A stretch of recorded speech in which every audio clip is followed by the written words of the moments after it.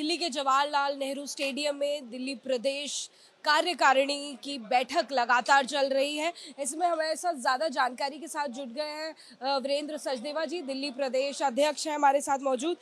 Sir, क्या कुछ road map रहने वाला है विधानसभा चुनाव से पहले? ये आज कहीं ना कहीं कार्यकारिणी बैठक में डिस्कस हो रहा है।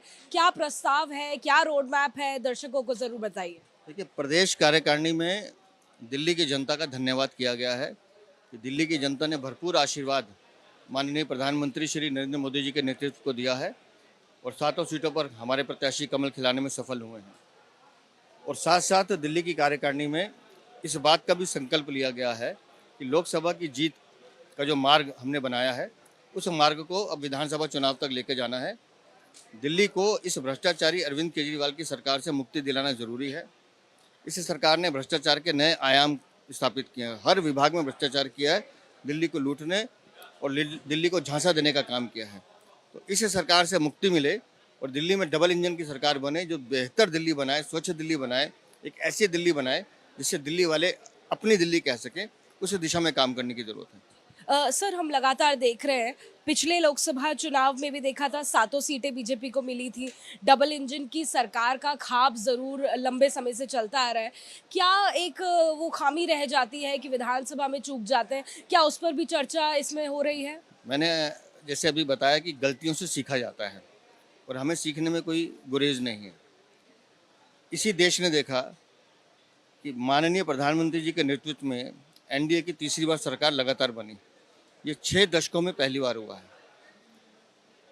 तो नए कीर्तिमान माननीय प्रधानमंत्री जी के नेतृत्व में बन रहे हैं और वो कीर्तिमान दिल्ली में भी बनेगा। ये 26 वर्ष का वनवास खत्म होगा।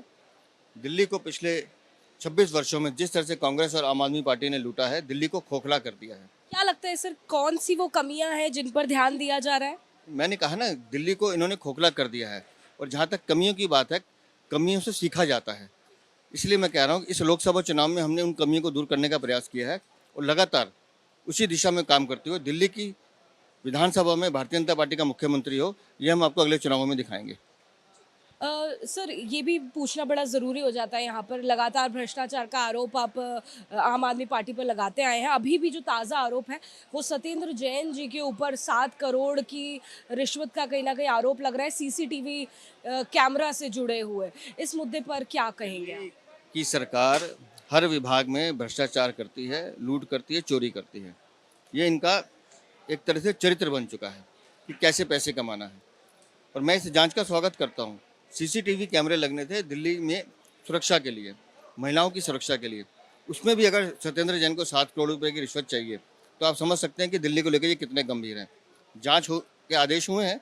मुझे लगता है जैसे जैसे जांच बढ़ेगी और कई परतें खुलेंगी और ऐसे कई चेहरे बेनकाब हों। आखिरी सवाल सचदेवा जी, क्या कहे, क्या लगता है कि इस कार्यकारिणी बैठक का हमें कितना असर विधानसभा चुनाव में देखने को मिल सकता है और कितनी सीटें आ सकती हैं? क्या ये पूछना अभी टू अर्ली होगा? आपने अभी देखा कि कार्यकर्ताओं में कितना उत्साह है और कार्यकर्ता कितने उत्साह के साथ इस लड़ाई में जाने को तैयार हैं। सीटों की गिनती वो करे जिनको बहुमत का सोचना हो। हम ये कह रहे हैं कि दिल्ली में डबल इंजन की सरकार बनेगी, माननीय मोदी के नेतृत्व में बनेगी और भारतीय जनता पार्टी का कार्यकर्ता मुख्यमंत्री। पूरी तरह से पहले से जीत के लिए आश्वस्त आपको दिल्ली बीजेपी के अध्यक्ष साफ तौर पर कहते हुए नजर आए। जाहिर तौर पर आपको तस्वीरें हम दिखा देते हैं, पत्रकार वार्ता, आपको ये प्रस्तावित प्रदेश कार्यकारिणी बैठक नजर आएगा और लगातार कार्यकारिणी की बैठक चल रही है। रोड मैप तैयार किया जा रहा है कि आगे आने वाले विधानसभा चुनाव में भाजपा किस तरह से जीत हासिल करेगी। गौरतलब है कि लोकसभा चुनाव में 7 सीटों पर भाजपा की पहले की तरह इस बार भी विजय रही है और अब पूरी कोशिश है कि डबल इंजन की सरकार दिल्ली में बने। कैमरामैन आदित्य के साथ जातिका सिंह, एबीपी न्यूज़, दिल्ली।